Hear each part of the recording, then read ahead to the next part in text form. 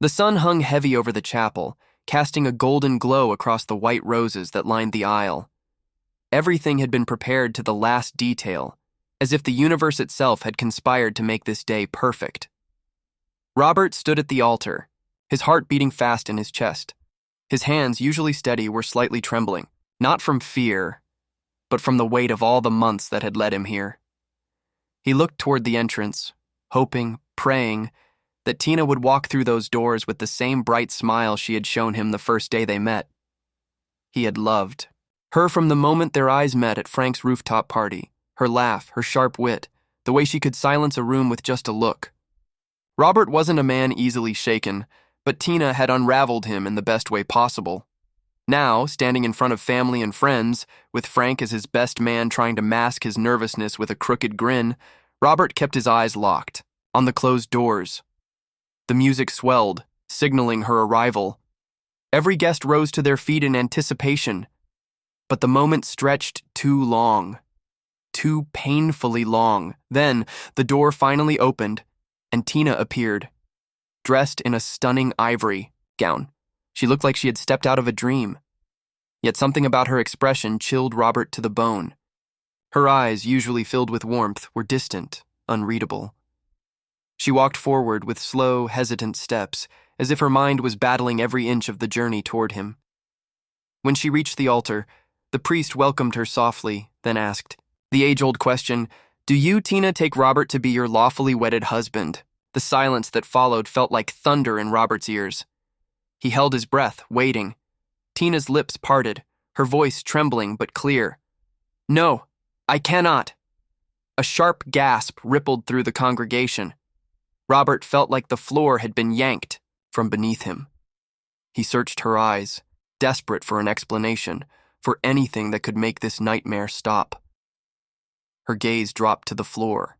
"I'm sorry," she whispered, but there was no fight in her words, no regret deep enough to fix what she had just shattered.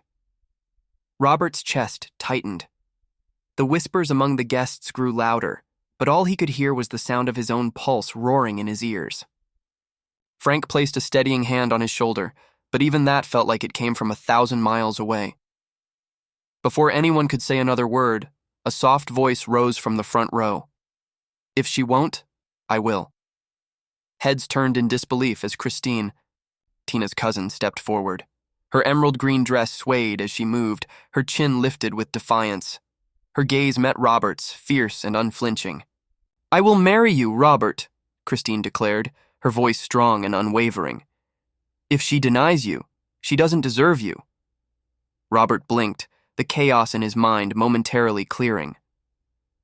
Kristine, always the quiet observer at family gatherings, the one with sharp eyes and a sharper mind. He had never imagined her like this, never considered her as anything more than Tina's cousin. But now she stood there with a kind of fire that felt like salvation. The crowd was stunned into silence, waiting to see what he would do. For a heartbeat, Robert hesitated, glancing one last time at Tina. But she wouldn't meet his eyes. Whatever had led her to this moment, she had already made her choice. A bitter taste rose in Robert's mouth, but he swallowed it down. He straightened his shoulders, turned to Kristine, and offered his hand. "If you truly mean it," Robert said, his voice steady, "then let's finish this ceremony." Kristine took his hand without a flicker of doubt. The priest, flustered but professional, cleared his throat and continued as if this twist of fate had been planned all along. As they spoke their vows, Robert felt an unexpected calm settle over him. He no longer saw Tina, no longer cared for the gasps or the scandal blooming around them. His focus was solely on the woman standing beside him, fearless and proud.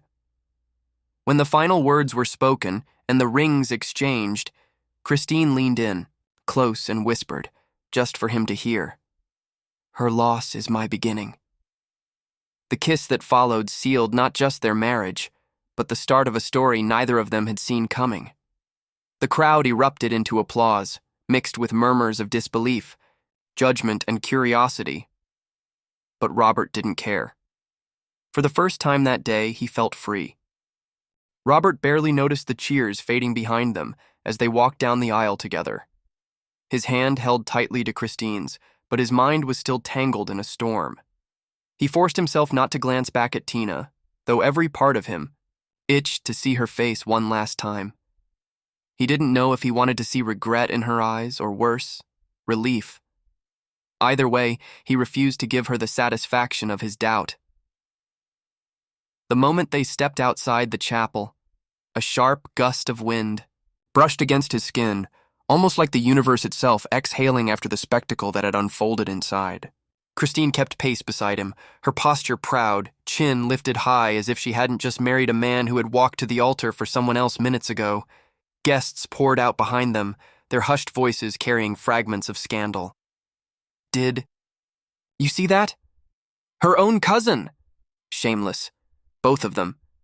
Maybe she loved him all along.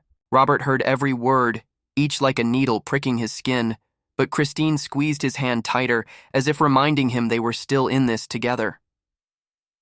They stopped at the steps outside the chapel, where Frank caught up to them, looking half amused, half horrified. "Well, Robert," Frank said, scratching the back of his head, "I've witnessed many things at weddings, but this takes the damn cake." Robert managed a hollow laugh. "I wasn't exactly following a script either," Frank's eyes darted briefly toward Tina, who had finally emerged from the chapel. She stood in the sunlight, her pale face tense, lips pressed in a firm line. Robert refused to look away this time. Their eyes met, and for a fleeting second, he caught a glimmer of something buried deep, something that looked like pain. But just as quickly, she masked it with cold indifference. Kristine noticed the exchange, but she didn't falter. Instead, she turned to Robert with quiet determination. "We should go," she said softly but firmly. "Let's leave before they tear us apart with their whispers." Without waiting for his answer, Kristine led him down the steps toward the car waiting at the curb. Robert followed her willingly, if only to escape the crushing weight of judgment as Ari. The car pulled away. Robert stared out of the window, watching the chapel shrink in the distance. Silence filled the space between him and Kristine, thick with unsaid words. Finally, she broke it. "I know you didn't expect me to do that," she said, her voice steady. "Maybe you even think I acted out of pity. But I didn't." He turned to her, studying her face, the strong line of her jaw, the spark in her eyes. She wasn't just saying it to comfort him. She meant every word. "Why then?" Robert asked, his voice quieter than he intended. Kristine's lips curled into a small, almost sad smile. "Because I've watched you love her blindly for too long. Watched.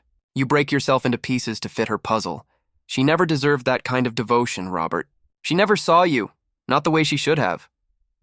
Her words hit deeper than he expected. He had spent so many nights convincing himself Tina was the only woman who could complete him, that without her, he'd be lost.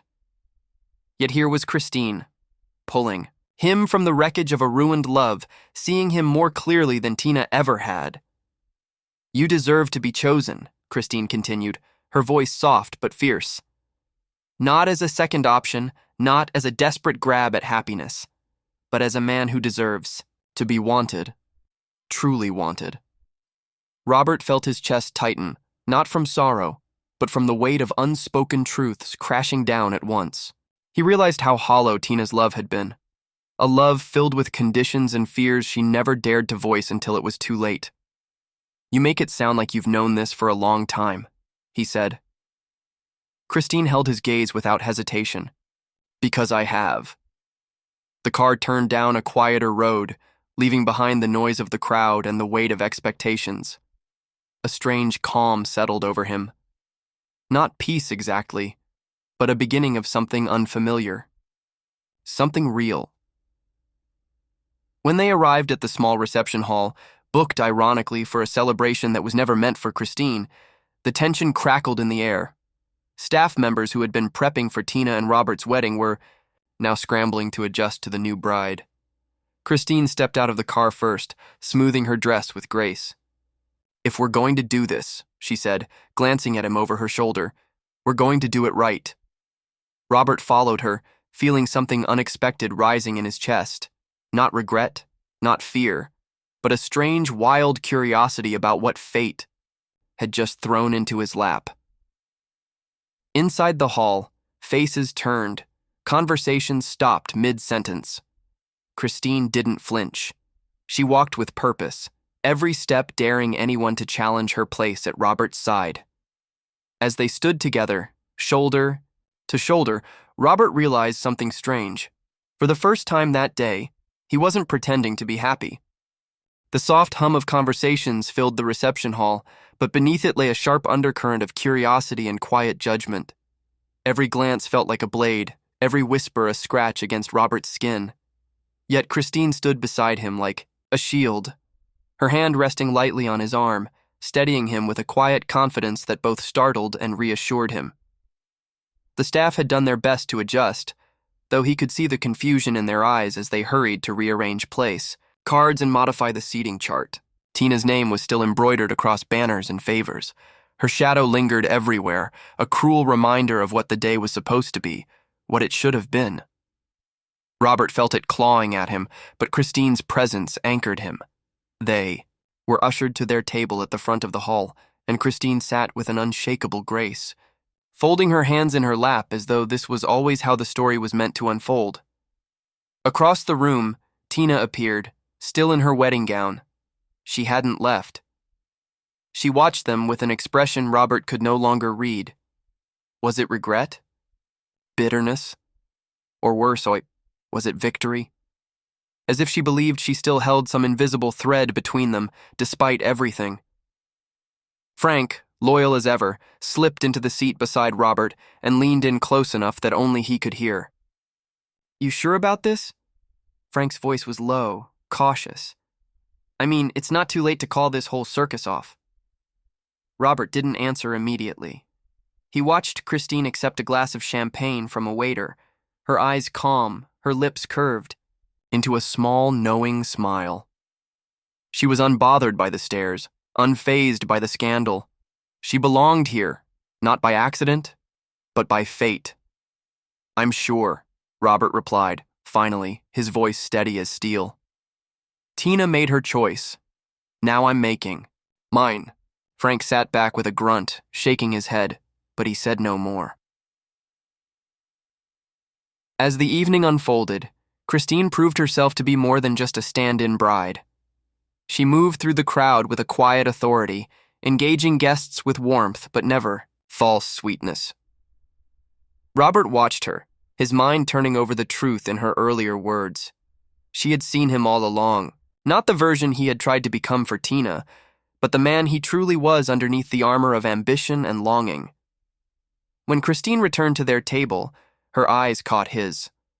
"I know this isn't easy for you," she said gently, her voice low enough to keep their conversation private. "But you don't have to carry this weight alone." Robert studied her face, trying to understand the depth of her courage. "Why are you doing this for me, Kristine? Truly. No polite answers." A flicker of vulnerability crossed her expression, just for a moment. She drew in a breath before answering. "Because I refuse to let you drown for a woman who was never brave, enough to love you properly." Her honesty cut through the haze clouding his thoughts. He hadn't realized how desperately he had needed someone to say those words out loud. Before he could respond, movement at the edge of the hall caught his eye. Tina was approaching, her steps slow, deliberate. Her eyes were locked on Robert, but there was something else in them now, something colder. She stopped a few feet away from their table, her hands clasped tightly in front of her. "Robert," she said, her voice controlled but sharp at the edges. "I need to speak with you." Kristine's hand tightened on his arm, but she said nothing. She didn't need to. Her message was clear. She would stand by him no matter what Tina had come to say. Robert rose from his seat, keeping his posture firm. "Whatever you have to say, you can say it here," he replied. Tina's eyes flicked to Kristine, a flicker of disdain crossing her face before she masked it again. "Fine," she said, her tone cooling even further. "I just want you to know you're making a mistake. Marrying her out of spite won't heal what's broken between us." Robert's jaw tightened. But before he could speak, Kristine's voice rang out, calm but sharp as a blade. You assume too much, Tina. Maybe this isn't about you at all. The room went still, the air thick with tension. Tina's eyes narrowed, but Kristine didn't flinch. I made my choice, Robert said, his voice cold, resolute. You made yours, and now you'll have to live with it. Tina's lips pressed into a hard line. She hesitated, as though she wanted to say more, to dig deeper wounds, but instead, she spun on her heel and walked away, leaving behind the wreckage of what could have been. As she disappeared into the crowd, Robert let out a breath he hadn't realized he was holding. Kristine's hand slipped into his, warm and steady. She expected you to chase after her, Kristine said softly. Not this time, Robert replied, tightening his grip around her fingers. And as they sat back down together, side by side at the table that now bore both of their names, Robert felt something shift inside him, a quiet but powerful certainty that this story was no longer about loss. It was about what came after. The night wore on, but peace was a fragile thing. The guests, after their initial shock, slowly settled into the rhythm of forced celebration. The clinking of glasses, the soft hum of a piano, the occasional strained laughter.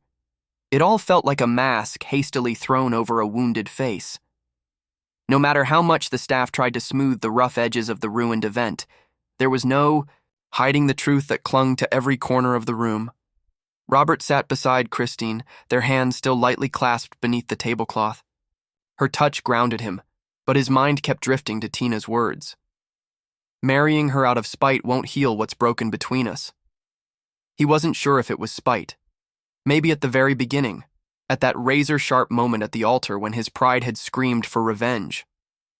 But now, sitting next to Kristine and feeling her quiet strength, it felt like something else entirely. Something cleaner. Still, his chest burned with unanswered questions. Kristine seemed to sense it. She always had a way of reading him too well, as though she could see the battle waging behind his eyes. You're thinking about her, she said softly, not accusing, not bitter, just a fact laid bare. Robert didn't lie. I am. Kristine's gaze dropped for a second, her lips pressing together. But when she looked up again, there was no anger in her eyes, only resolve. You can think about her, she said. You can even miss her if you need to, but don't let her live rent-free in your future. He studied her, surprised by her clarity. You sound like you've already made your peace with all this. Kristine let out a quiet, humorless laugh. You think it doesn't sting me too? Tina was my cousin, Robert. I trusted her.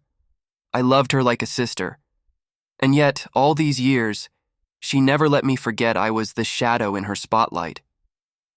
Her words stirred something in him, a realization that this betrayal had cut her just as deeply, though she carried it with far more grace. Before he could reply, Frank returned to the table, his expression grim. He placed 2 full glasses of dark whiskey in front of them, as if they were armor against the storm still swirling outside. You'll want to drink this, Frank muttered. Robert took the glass without question. What now? Frank jerked his chin toward the far side of the hall. Tina's father just arrived, and he looks like he wants blood. Robert's eyes followed Frank's gesture. There stood Gerald Hastings, Tina's father, a man of towering presence and an ego twice as large. His gaze swept the room like a judge at sentencing, landing sharply on Robert with a fury that could have ignited the very air between them. Gerald started toward them, each step like a strike of a gavel. Conversation hushed in his wake. Robert rose from his chair, not because he feared the man, but because he refused to be caught sitting when the confrontation came. You humiliated my daughter, Gerald spat, stopping just inches from Robert. His voice was low but sharp enough to slice through bone. In front of everyone, in front of our entire family. Robert's jaw tightened. She humiliated herself, he replied, his voice even. She made her choice at the altar. I simply chose not to beg. Gerald's eyes narrowed to slits. You think this is over? You think you can walk away from my family name and stain it without consequence? Kristine stood then, her presence beside Robert like a second sword drawn in defense. "Careful, Uncle," she said coolly. "Your threats sound a lot like desperation." The older man's face darkened with fury at Kristine's defiance. "You," he sneered. "You were always the jealous little cousin, weren't you? Always second best, and now you think. You've stolen something precious." Kristine didn't flinch. "I haven't stolen anything. Tina threw him away herself." Gasps rippled through the onlookers, but Kristine kept her gaze locked on Gerald's, unyielding. Robert felt something twist in his chest. Pride, maybe, or a spark of something deeper. Kristine wasn't standing in his shadow. She was standing with him, equal and fierce. "You should leave," Robert said to Gerald, his voice like cold steel. "This isn't your fight anymore." Gerald's lips curled in disgust, but before he could reply, Tina appeared at his side. She tugged at his arm, her eyes wide with quiet panic. "Father, stop," she whispered. "Please." For a second, Robert saw it. The mask Tina had worn all day finally cracking. She looked not like the proud, untouchable woman he had chased for so long, but like a frightened girl who had lost control of the storm she had unleashed. Gerald shot her a glare but said nothing more. With a grunt of frustration, he turned on his heel and stalked away, dragging Tina with him. As the tension in the room slowly released its chokehold, Robert let out a quiet breath. Kristine remained, at his side, her chin still high, her fingers never letting go of his. "You didn't have to defend me," Robert said softly to her, his eyes lingering on her fierce profile. "I wasn't defending you," Kristine replied, her voice edged with fire. "I was defending us." For the first time all night, Robert felt the smallest flicker of a real smile tug at his lips. Maybe this wasn't the ending he had dreamed of. Maybe it wasn't the life he had once planned, but standing here beside Kristine, facing the wreckage of what once was, it felt like the beginning of something far stronger, something neither Tina nor her father nor anyone else could control. The night had stretched into a fragile, tense quiet. Most of the guests had retreated by now, leaving half-empty wine glasses and plates of untouched cake behind them. The music had long faded into silence. Only a handful of people remained in the dimly lit reception hall, voices hushed, eyes still, darting between Robert and Kristine as if they were watching the final scene of a tragedy unfold. But Robert didn't care anymore. He had grown numb to their glances, their silent judgments.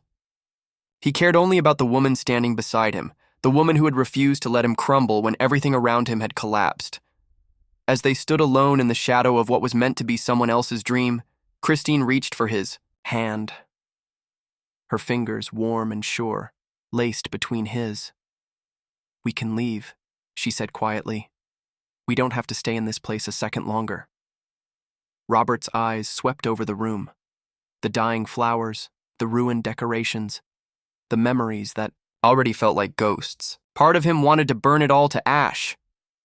But another part of him, the part slowly stirring back to life, realized this night no longer belonged to Tina or her father.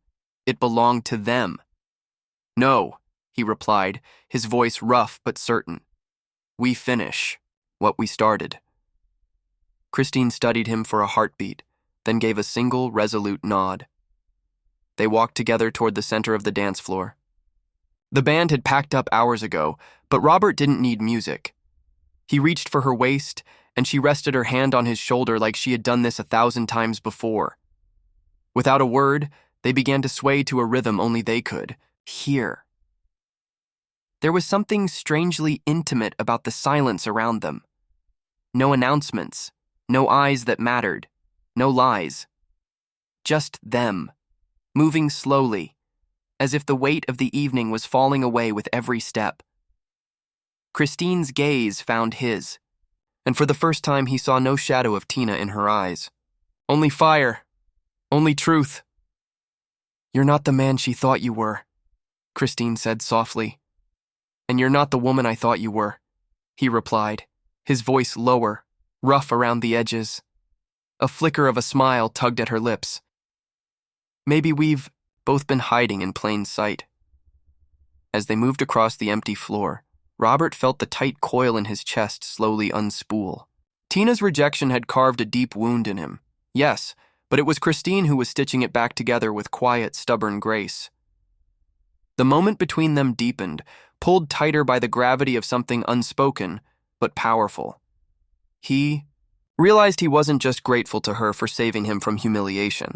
He was beginning to admire her in ways he had never imagined possible. But just as he felt the wall between them starting to crumble, the faint echo of approaching footsteps broke the spell. Frank appeared, his face drawn, his eyes heavy with something more than exhaustion. "There's something you need to know," Frank said, glancing between the two of them. Robert stiffened, instantly alert. "What is it?" Frank hesitated, then rubbed a hand over his jaw, his voice thick. "It's about Tina, and it's bad." Kristine's hand tightened on Robert's shoulder, her body going tense beside him. "Tell us." Frank blew out a rough breath. "She's been seeing someone else, for months, maybe longer." The words landed like a hammer, but Robert didn't flinch. He had suspected deep down in the pit of his chest where doubts had always lived like restless ghosts, but hearing it confirmed, spoken aloud, stripped away the last of the illusion Tina had cast over him. Kristine, however, didn't look surprised. Her jaw set hard, and her eyes burned with quiet fury. "Who is it?" Frank's gaze darkened. "A man, named Victor Hale. He's one of Gerald's business partners, older, wealthier, connected. Word is, Tina's father arranged the match behind closed doors. She backed out of this wedding not because of fear or doubt, but because she was promised something bigger." Robert's stomach twisted with a cold, hollow ache. He saw it clearly now, the calculated way Tina had looked past him even before the ceremony, the flickers of distance in her eyes. He had mistaken it for fear of commitment, fear of love, but it had been greed all along. Greed and ambition as sharp as a knife. Kristine's voice cut through the haze. "She was never going to marry you," she said, her words heavy with bitter clarity. "You were her safety net, Robert, her plan B." The truth, brutal as it was, washed over him like ice water. For a fleeting second, pain rose in his throat, but then, strangely, unexpectedly, he felt something else. Relief. Pure, undeniable relief. "I see it now," Robert said quietly. His eyes locked with Kristine's, and for the first time that night they were free of regret. "I see her for who she really is." Frank placed a hand on Robert's shoulder. "What do you want to do?" Robert didn't hesitate. "Let her have her Victor Hale. Let her chase her hollow empire." He turned fully to Kristine then, his decision final, his heart no longer shackled by the past. "I have everything I need right here." Kristine's lips parted, surprise flashing across her face, but it melted quickly into something warmer, deeper. Without another word, she stepped closer, her arms slipping around him as if she had always belonged there. As the last of the guests quietly slipped away, Robert and Kristine stood alone in the middle of the hall, surrounded by the wreckage of what had been, and the fragile promise of what could still be. And for the first time, Robert felt the chains fall away completely. They were free. The next morning broke with a sky the color of steel, heavy clouds hanging low as if the heavens themselves were weighed down by unfinished business. Robert stood by the window of his study, the cold glass cool against his fingertips as he watched the rain streak down in thin, restless lines. Kristine moved quietly behind him, her presence steady, her footsteps light against the polished wooden floor. She carried 2 cups of coffee, one of which she placed beside him without a word. The scent drifted up, warm and familiar, but Robert's thoughts were elsewhere. He hadn't slept, not really. His mind had turned over the revelations of the night like sharp stones in his palm, each one cutting deeper than the last. Tina's betrayal, Victor Hale's shadow behind it, Gerald's arrogance, all of it coiling together into a bitter knot inside his chest. "What are you thinking?" Kristine's voice broke through, soft but certain. Robert didn't turn away from the rain. I'm thinking I almost handed my entire life to a woman who saw me as nothing more than a stepping stone. Kristine's gaze never left him. No, Robert, she saw you as a safety net. That's worse. His lips pressed into a tight line. She was right, of course. Tina hadn't loved him. She had tolerated him, kept him close enough to feel wanted, but never close enough to feel essential. She had been waiting for a better offer, and Victor Hale had been exactly that. But if Tina thought she had won, she was more foolish than Robert had ever believed. Robert turned from the window at last, his eyes meeting Kristine's with a fire that hadn't been there the day before. "We're not finished," he said quietly. "She and Victor think they've played the final move, but the game's just beginning." Kristine's lips curved into a slow, dangerous smile. "Then let's make them regret underestimating us." Frank arrived. Not long after, bringing more than just his usual sharp tongue. He came with files, documents, names, pieces of Victor Hale's empire that few people outside his circle ever saw. "I did some digging," Frank began, laying a folder on the desk in front of Robert. "Victor's not as untouchable as he pretends to be. He's leveraged to the teeth. His businesses are bloated on loans, and his partnerships are brittle. One strong push, and he collapses." Robert flipped through the pages, his eyes narrowing as the threads of Victor's carefully spun web began to unravel before him. "What about Tina?" Frank's jaw tightened. "She's already parading on his arm. There was a gala last night, just hours after the wedding. Pictures are all over the papers this morning. Headlines paint her as the phoenix rising from the ashes, poor girl abandoned, at the altar, only to fall into Victor's powerful embrace." Kristine scoffed under her breath, her eyes flashing with quiet fury. Poor girl indeed. Robert's chest tightened, not with jealousy, but with cold determination. Let them play the victims in their little story. Let them soak up the false sympathy of fools. They wouldn't be smiling for long. "How fast can we move?" Robert asked. Frank's grin was sharp, like a wolf scenting blood. "Fast enough to take him down before he realizes the walls are caving in." They spent the day plotting, weaving together, their own counter-strategy, while Tina and Victor reveled in their stolen spotlight. For every financial move Victor had made in the shadows, Robert found a crack in the foundation. For every lie Tina had told, Kristine unearthed a truth that would make it collapse. By late evening, Robert felt a clarity he hadn't known in weeks, maybe even months. His mind, once fogged by Tina's manipulation, was sharp and clear now. And by his side, Kristine burned just as fiercely, her loyalty a quiet blaze that warmed him from within. As they worked, a memory surfaced, unbidden, the moment at the altar when Tina had said no. For so long, he had replayed that moment as a defeat. But now, he saw it for what it truly was. Freedom. She had freed him, even if her intent had been to destroy him. "Robert," Kristine said, her voice drawing him back from his thoughts. "When this is over, when we've taken back what they tried to steal, what then?" He looked at her, really looked at her, seeing not just the woman who had saved him from public disgrace, but the woman who had stood beside him every moment since, not for appearances, not for gain, but because she believed in him. "Then," he said, his voice low and certain, "we build something they can never touch." Kristine's eyes softened, the fire in them glowing warmer, deeper. "Together?" "Always," Robert promised. A knock at the door pulled them from the moment. Frank opened it, holding up his phone with a grim smile. "It's started," he said. "Victor's stock just plummeted 12% in the last hour. Word's getting out about his debts. Investors are panicking." Robert's jaw tightened, satisfaction curling through him like smoke. "Good. Let's make sure it keeps falling." As night cloaked the city, Robert and Kristine stood side by side, watching the empire that had tried to humiliate them begin to crumble under the weight of its own greed. They weren't running anymore. They were the storm now. The storm hit harder overnight. By morning, Victor Hale's empire was a bleeding carcass on the stock exchange floor. Headlines screamed collapse, investors fled like rats from a sinking ship, and scandalous whispers of fraud and bribery bled into every business column. Robert didn't need to lift a finger anymore. The dominoes had already started to fall, and gravity was doing the rest. But it wasn't just about Victor. No, Robert's gaze was set firmly on something far more personal. Tina. She had tied herself to Victor's sinking corpse like an anchor.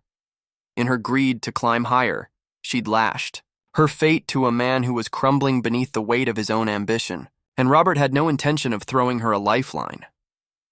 Robert stood in the center of his office, the morning light casting long shadows across the polished floor.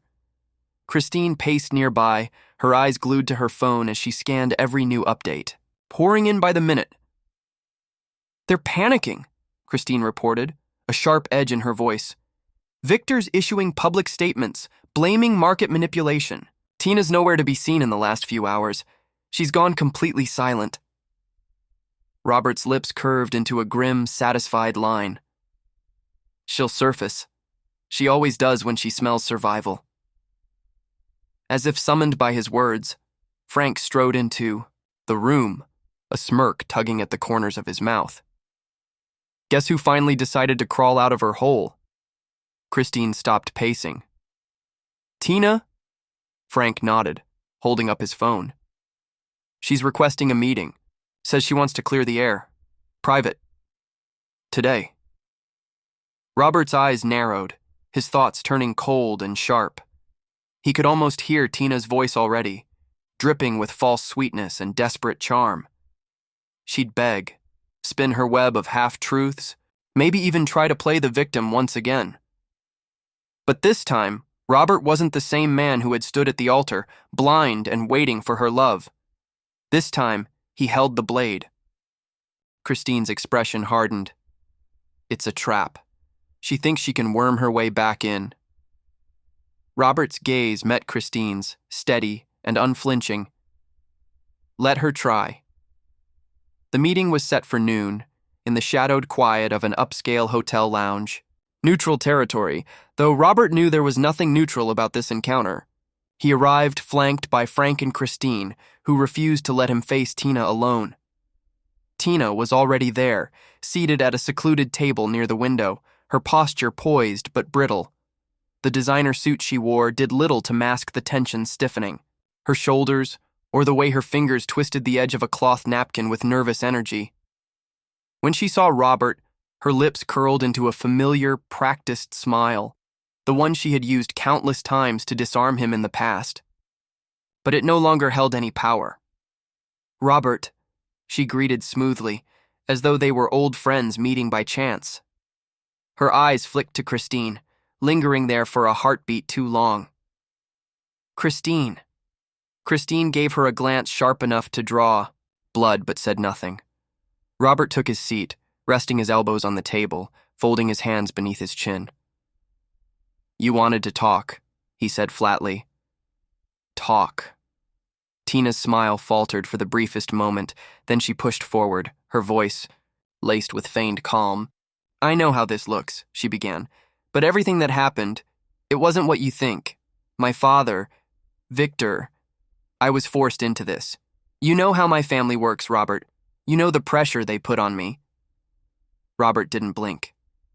"You weren't forced into anything, Tina. You ran toward Victor the moment you saw his empire as a shinier prize." Her eyes hardened, her mask cracking just a little. "I made a mistake," she admitted, her voice quieter now, tinged with urgency. "I chose wrong, but you have to understand Victor's finished, his name, his money. It's all going up in smoke. I can't go down with him." She leaned forward, her gaze imploring. "But you, Robert, you've survived the storm. More than that, you've turned it to your favor. You're still standing. We can still fix this, you and I. We can be powerful together." It was almost comical, the way she tried to play the same game, as if time hadn't exposed her completely. Robert felt no anger now, only a cold detachment. "You think I'll pull you from the wreckage," he said slowly, tasting every word as he spoke it. "But I'm the one who lit the fire." Tina's composure finally cracked. Her eyes widened, her breath caught for a second too long, Kristine, seated beside him like a queen at his court, spoke next. You gambled, Tina, and you lost. Crawl back to your father, or to Victor if there's anything left of him. But don't mistake Robert's silence for mercy. Tina's face flushed deep crimson, her mask fully shattered now. You'll regret this, she snapped, venom leaking into her words. Both of you. Robert stood, smoothing the front of his jacket with deliberate calm. No, Tina, he said, his voice final. The only thing I regret is wasting my time believing you were ever worth it. With that, he turned his back on her, walking, away without so much as a glance behind him. Kristine rose to follow, but not before giving Tina a single withering look, a silent promise that this victory belonged to them. As they stepped out into the cold afternoon air, Frank caught up, to them a proud grin on his face. You handled that beautifully, he said. Robert glanced at Kristine, then at the horizon ahead, feeling the weight of the past finally lift from his shoulders. I'm done with ghosts, Robert replied. And as he took Kristine's hand in his, he realized something profound. Tina had been his past. But Kristine, she was his future. And it was a future they would build brick by brick, far beyond the reach of anyone who had tried to tear them down. The wind had changed. As Robert and Kristine stepped out of the hotel, it wasn't just the cold air that brushed against their skin. It was something heavier, something more final. Like the closing of a book long overdue for its last page. For the first time since the wedding that never was, Robert felt light. Not a fragile, fleeting kind of relief, but something solid. A weight had fallen off his chest, and in its place, there was only space to breathe.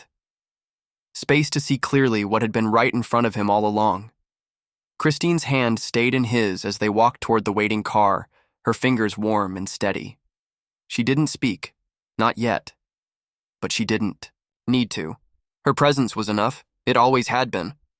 Not loud or demanding like Tina's, but quiet, unshakable, and full of fire beneath the surface. Frank slid into the driver's seat, his usual smirk tempered by something like respect. Where to, boss? He asked, half teasing, but Robert caught the weight behind the words. Robert's eyes met Kristine's. He didn't look away as he answered. Home, he said simply. It was a small word, but it carried the weight of everything they had fought for. The ride back to Robert's estate felt different now. Where once it had been a house built with dreams of Tina's future, now it felt like the walls belonged to him alone. Or rather, to him and the woman beside him. Every corridor, every stone, every fire that crackled in the hearth seemed to acknowledge the shift. Kristine stepped inside first, her eyes moving across the grand foyer, not with the detached politeness of a guest, but with the quiet certainty of someone who belonged. Robert watched her, realizing he had never seen her like this, not as Tina's cousin, not as the second shadow at family gatherings, but as his equal, as his partner. They moved through the house together, Frank trailing behind with updates, Victor Hale's empire collapsing further by the hour, legal investigations piling up, Tina's name dragged through the mud alongside him. Headlines buzzed with scandal, their enemies choking on the very power they had once wielded so confidently. You finished them, Frank said with a note of admiration. They're done. Both of them. But Robert shook his head slowly.